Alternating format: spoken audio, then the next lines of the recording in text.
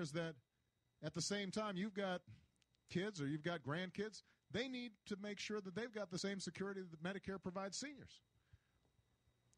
You know, there are a lot of people who are 50, don't yet, in their mid-50s right now, don't qualify for Medicare, may have lost their job that used to provide health care. It is almost impossible for some of them to get health care because they've already had maybe a heart attack, maybe they've had an incident of cancer, maybe they've had some sort of other pre-existing condition that makes insurers want to shy away from them. Their attitude is, no, we'll take the young, healthy ones. And that way we never have to pay out and we make more profit. And that's part of what we want to change as well. And you've just got to remind seniors that there are a lot of their family members who deserve the same kind of security that they have. Nobody's talking about taking away their security. We just want to expand that security to more people. Okay, great question, Connie. Great. Next question. Cindy? Our third question comes from Randy, an OFA summer organizer in Phoenix, Arizona, who submitted her question over Twitter. She writes, there are too many lies about health insurance reform, death panels, rationing, you name it. Where are these lies from? I want people to know the truth. Well, look, we know where these lies are coming from. I don't think it's any secret. If you just flick channels, and then stop on certain ones of them, then you'll see.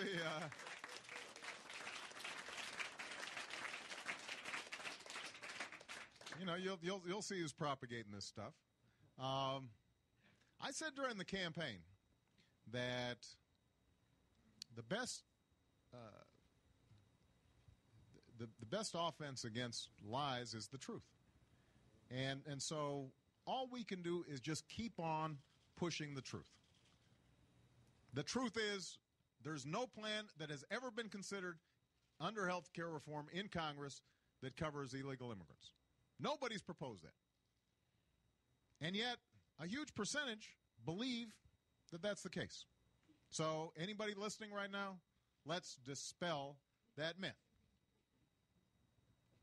There are no plans under health reform to revoke the existing prohibition on using federal taxpayer dollars for abortions. Nobody's talking about changing that existing provision, the Hyde Amendment. Let's be clear about that. It's just not true. Let's be clear about the fact that nobody has proposed anything remotely close to a government takeover of health care. None of the plans that are out there. The most liberal, progressive plans that have come forward and come out of committee, all of them presume that if you've got private health insurance, you can keep your health insurance. Nobody's talking about getting between you and your doctor and interfering with that relationship. What we have said is we don't want government bureaucrats interfering in that relationship. We also don't want insurance company bureaucrats interfering with that relationship.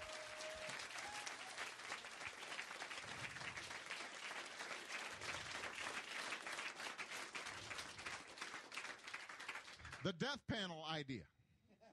The genesis of this, this is an interesting example of sort of tracing how misinformation spreads.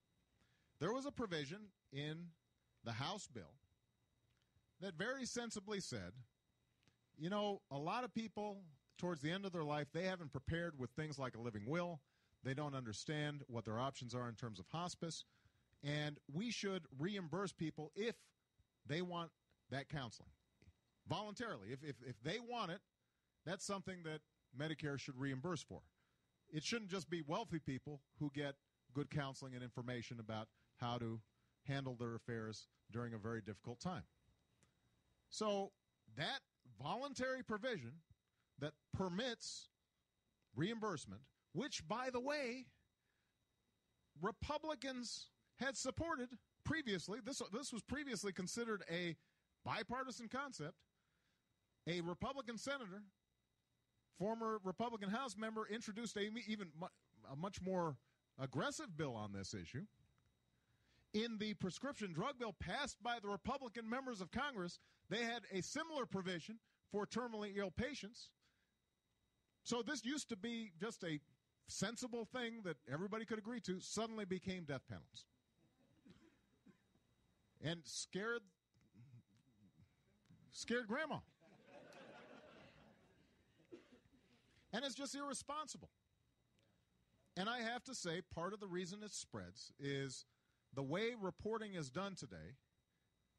If somebody puts out misinformation, Obama's creating death panels, then the way the news report comes across is, today, such and such accused President Obama of putting forward death panels. The White House responded that that wasn't true. And then they go on to the next story. And what they don't say is, in fact, it isn't true. I mean, there's never any...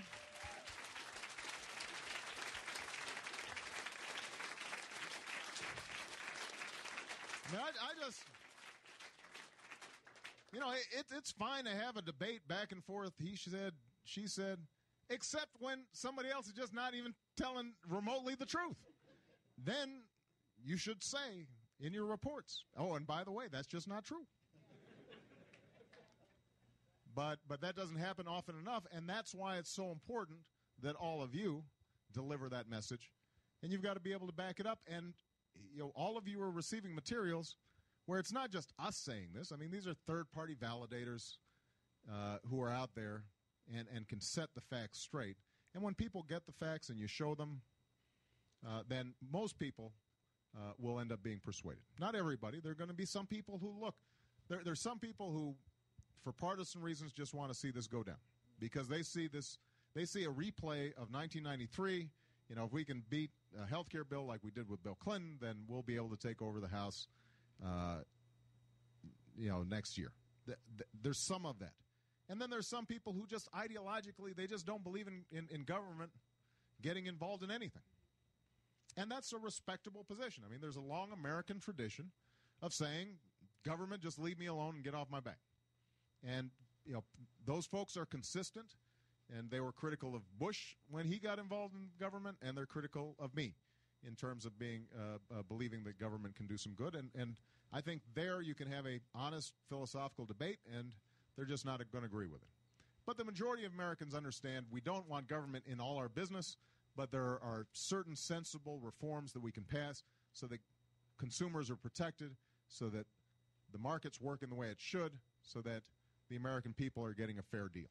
Those are the people that we're trying to persuade. And I think if the majority of people have the facts, then, in fact, they will be on our side. Okay?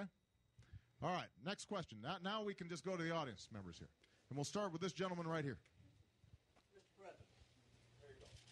I'm Charles Coble. I'm from North Carolina. And thank you for turning North Carolina blue.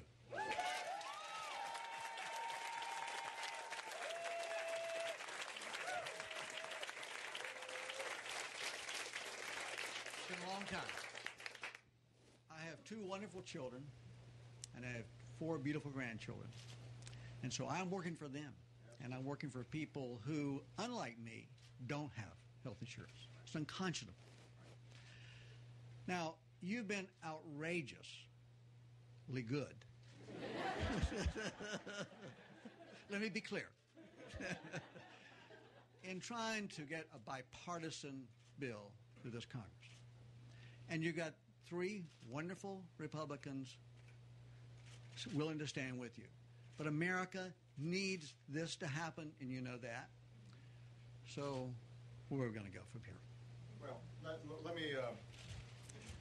We don't know yet whether we've got any Republican support. We've got 3 Republicans who've been working very diligently. Charles Grassley, Mike Enzi, and Olympia Snowe have been working in the Senate Finance Committee with Max Baucus, the Senate Finance Chairman, the Democrat, to see if we can craft a bipartisan bill coming out of the Senate Finance Committee. I give those 3 Republicans a lot of credit because they're under enormous pressure not to engage in any kind of negotiations at all. And in the current political climate, they are showing some significant resolve. I don't know if in the end they can get there. I hope they can. And we're going